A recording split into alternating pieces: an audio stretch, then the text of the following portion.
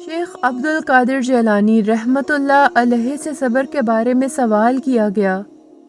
تو انہوں نے فرمایا صبر یہ ہے کہ بلا و مصیبت کے وقت اللہ عز و جل کے ساتھ حسن ادب رکھے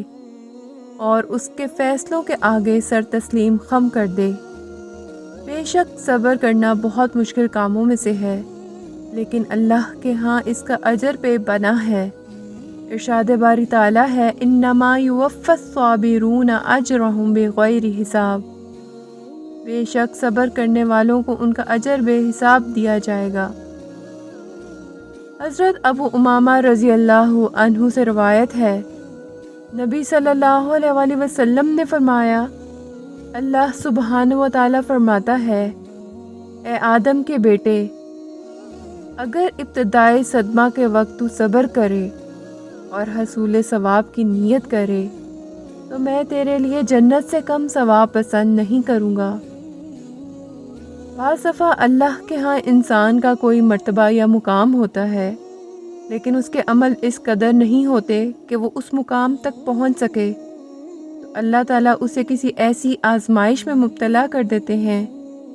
جس پر وہ اللہ کی دی گئی توفیق سے اگر صبر کرتا ہے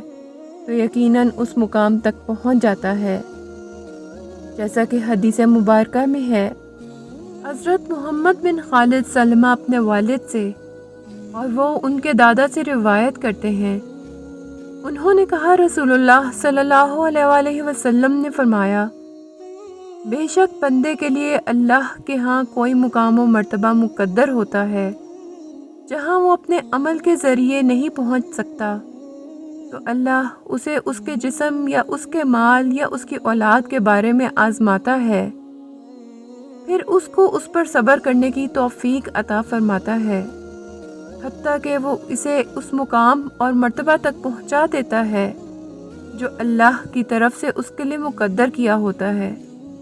حضرت سعد بن ابی وقاص رضی اللہ عنہ بیان کرتے ہیں، رسول اللہ صلی اللہ علیہ وآلہ وسلم نے فرمایا،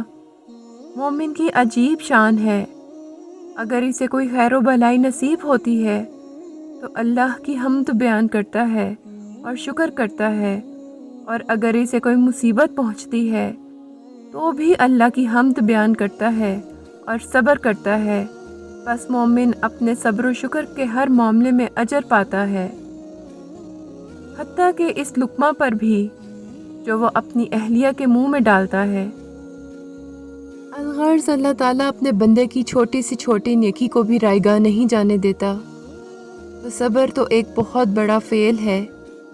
جو مومن بندہ صرف اور صرف رب کی رضا کے لیے کرتا ہے، تو انشاءاللہ تعالیٰ اللہ تعالیٰ قیامت کے دن